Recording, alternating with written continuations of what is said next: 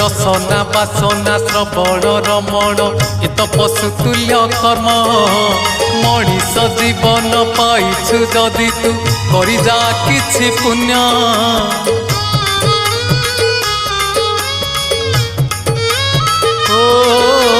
रसना बासना श्रवण रमण ए तो पशुतुल्य कर्म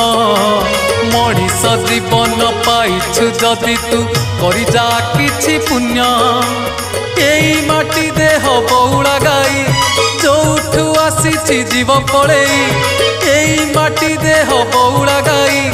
जोठू आसीछि जीव पड़ेई तो साथी रे जीवेनी केही ठीक जीवन तो सेई जिए प्रभु नाम धरे नाही ठीक जीवन तो सेई जिए प्रभु नाम धरे नाही।